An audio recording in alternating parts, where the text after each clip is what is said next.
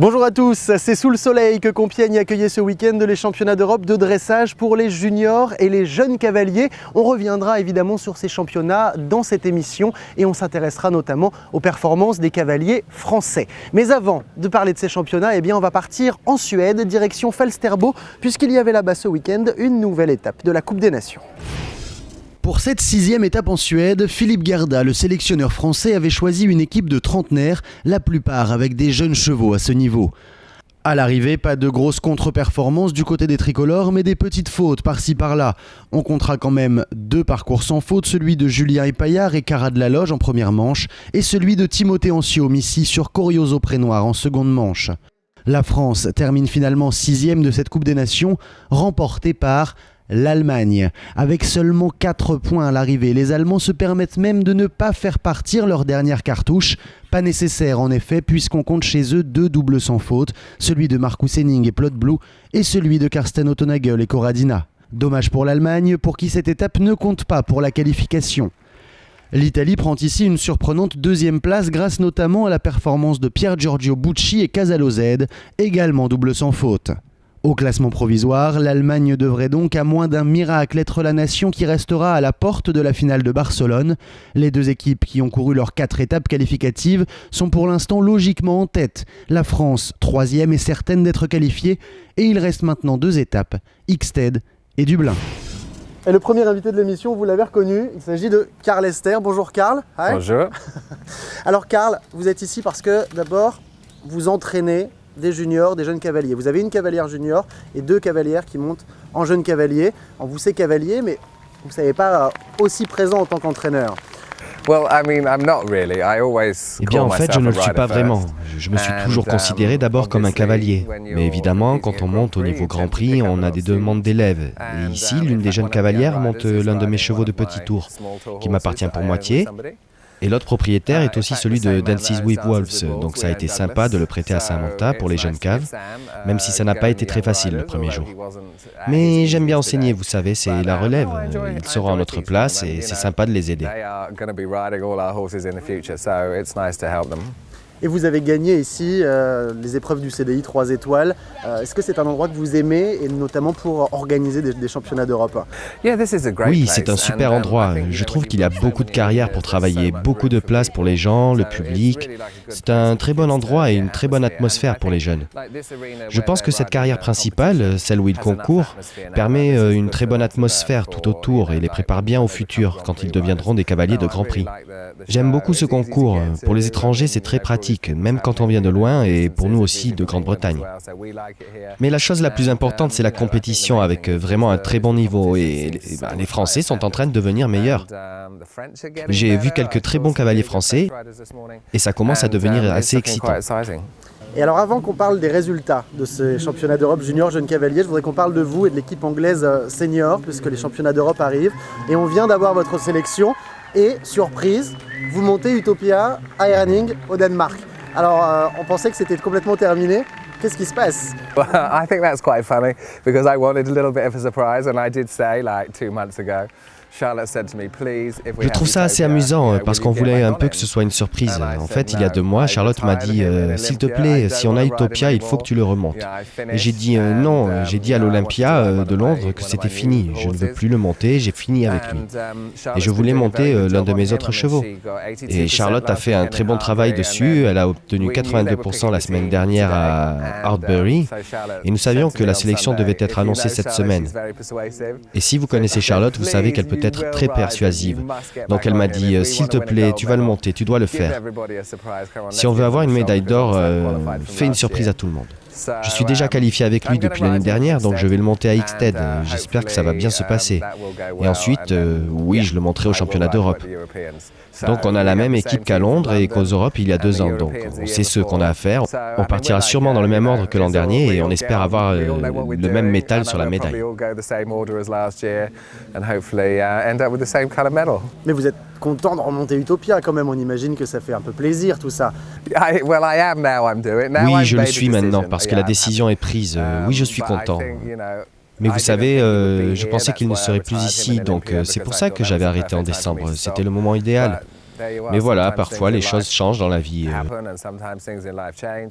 Je ne m'attendais pas du tout à ça et à devoir prendre cette décision, mais oui, je suis content.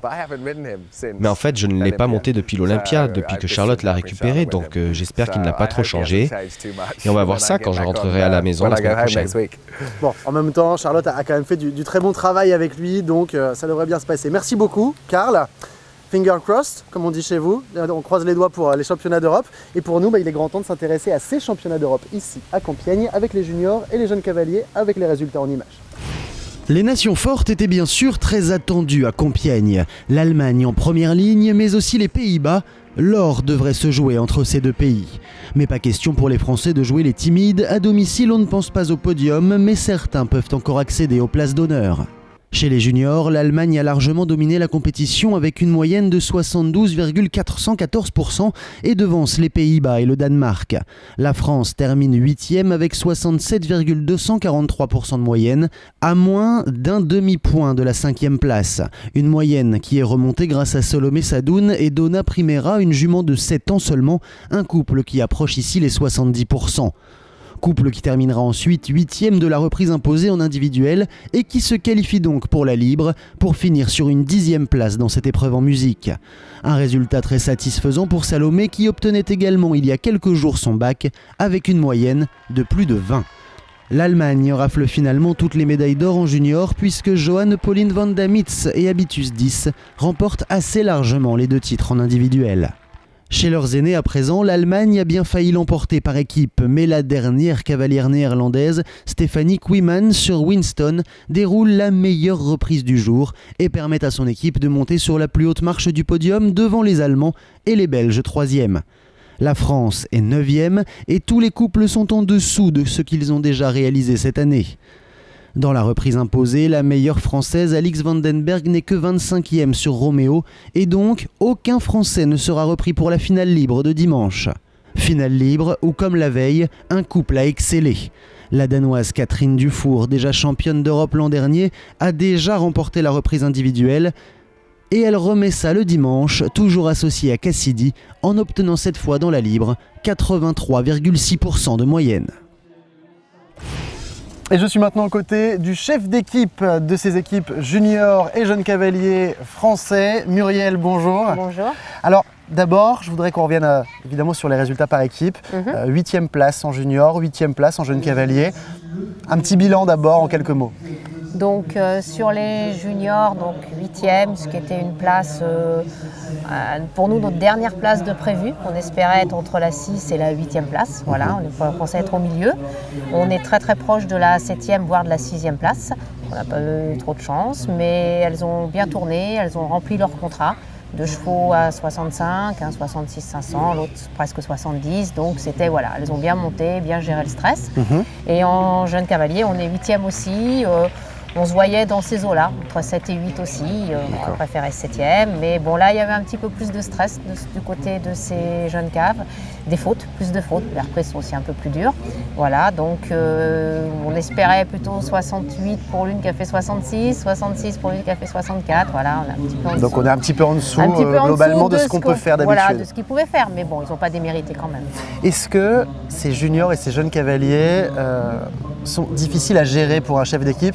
J'entends par là par la pression. Beaucoup faisaient ici leur premier championnat aussi. Oui, beaucoup de jeunes, surtout en junior. Donc on a une nouvelle équipe. On a misé un petit peu sur des jeunes chevaux. Sur l'équipe, parce que dans les jeunes chevaux, vous avez une jument de 7 ans qui termine en plus la meilleure performance française et 2 chevaux de 8 ans. 2 chevaux de 8 ans. Alors que souvent on dit jeune cavalier, vieux cheval. Chez vous, c'est tout est jeune. Jeunes cavaliers, jeunes chevaux. Et ce sont en plus des cavalières, à part Salomé, donc, qui monte la jument de 7 ans, qui a de l'expérience. Les autres arrivent des poneys. Donc c'était il y a, je dirais, 7-8 mois, elles n'avaient jamais tourné à ce niveau-là. Donc il y en a une, Céline, qui a acheté un cheval un peu plus confirmé, mais qui, pareil, n'avait aucune expérience. Donc elles se sont très bien comportées pour leur premier championnat d'Europe à cheval, parce que la plupart avaient fait quand même les championnats d'Europe à poney. Donc un petit peu, elles connaissaient un peu plus le stress. Par rapport à notre place de 8e justement sur les 2 championnats, on s'aperçoit que les nations fortes que l'on retrouve après à plus haut niveau sont aussi déjà très fortes en junior, en jeune cave. L'Allemagne, les Pays-Bas, le Danemark. Tout ça se fait dans la continuité on a l'impression. Est-ce que ça marche aussi comme ça en France justement? On essaye justement. Là, il y en a quelques jeunes qui vont passer dans les moins de 25 ans. C'est-à-dire qu'on fait un peu une pyramide. Moi, je vais récupérer là, à partir du mois d'août, des poneys qui arrivent en junior, des juniors qui vont monter en jeune cave, et puis je perds des jeunes caves. Là, je vais perdre Alix Vandenberg qui passe en moins de 25 ans. Corentin qui peut encore tourner pour nous l'année prochaine, mais qui aimerait aussi faire ses armes sur les moins de 25 ans, pour aller après sur le Grand Prix, quoi. C'est finalement ce qu'il y a de plus dur à gérer, non? De passer très rapidement d'une catégorie à une autre, avec un autre niveau, d'autres chevaux. Voilà, moi j'en perds l'année prochaine, dans les nouveaux qui arrivent, est-ce qu'ils seront encore au point? Voilà, c'est-à-dire que là, on a fait une équipe de jeunes. Dans cette équipe de jeunes, je vais peut-être en perdre. Donc il faut que j'en ai à nouveau des nouveaux. Puis de temps en temps, ça reste pendant 2 ans, donc ça nous permet un petit peu de les avoir un peu plus formés. Et puis voilà, ça c'est le problème des jeunes. C'est vrai que sur les seniors, ils peuvent rester plus longtemps que chez nous. Donc finalement, par rapport à cette relève, comment est-ce que vous allez fonctionner avec ceux qui vont arriver en fait? Parce qu'il y a des cavaliers poneys là qui vont arriver, donc il faut penser déjà à tout ça. Déjà, je vais aller un peu avec ma collègue Alizée aux informations, savoir quels sont ceux qui ont des chevaux, qui les ont déjà avec eux, et on va les convier au stage dès septembre pour commencer à anticiper la saison prochaine. D'accord, donc avec vous, avec l'entraîneur? Avec moi, Ralph surtout. Oui, Ralph qui est là, qui va venir donc septembre, la Toussaint, à Noël, enfin pas à Noël, mais au mois de décembre. Puis après, on attend le calendrier en novembre pour voir les concours qu'on va décider pour l'année prochaine, pour attaquer pour une sélection pour Arezzo. Les championnats d'Europe de l'année prochaine qui se passeront donc en Italie avant Vidauban en 2015. Donc pas trop de vacances et puis on va vite se remettre dans le bain. Voilà, on les remotive un peu. Merci beaucoup Muriel et bon courage. Merci bien. Un tonnerre d'applaudissements, s'il vous plaît, la double championne d'Europe, Catherine Ducour. Et on va reparler de saut d'obstacle maintenant, direction Vichy sur le CSI 3 étoiles où il y avait beaucoup de beau monde engagé et notamment des cavaliers français. Sur le terrain du Sichon, qui accueille des concours hippiques depuis la fin du 19e siècle, 9 couples sur les 53 au départ se qualifiaient pour le barrage du Grand Prix dimanche. Et parmi eux, 6 Français. Si certains sortaient de piste avec un score assez lourd, d'autres en revanche comptaient bien tirer leur épingle du jeu. Édouard Coupry sur Nectar des Roches et Cédric Angot sur Rubis de Preuilly ne laissaient qu'une barre au sol pour finalement prendre les 4e et 5e places. Devant eux, l'homme le plus rapide du jour, l'Irlandais Niall Talbot sur son selle français Nikos de la Sens. 4 points pour eux aussi, mais le meilleur chrono du jour, 46 secondes et 6 centièmes, et donc la 3e place car devant lui, ils sont 2 à réussir le double sans faute. L'une des têtes d'affiche de ce concours d'abord, Patrice Delaveau avec Carigno HDC. Le Normand est très rapide en 48 secondes 54, mais ça ne suffira pas pour battre Abdelkebir Ouaddar et Quicklit Kresker. Lui aussi toujours très rapide, même si parfois un peu trop, le Marocain a ici su gérer son barrage comme il le fallait pour passer la ligne d'arrivée avec 2 secondes d'avance sur le Français. Avec cette victoire, Abdelkebir Ouaddar continue d'avoir les yeux rivés sur les prochains Jeux équestres mondiaux où son pays sera représenté pour la première fois. Et c'est avec Zadig, le plus fidèle supporter des cavaliers français, que cette émission se termine. On se retrouve évidemment la semaine prochaine pour un nouveau numéro de Tour d'honneur. Ciao à tous et très bonne semaine.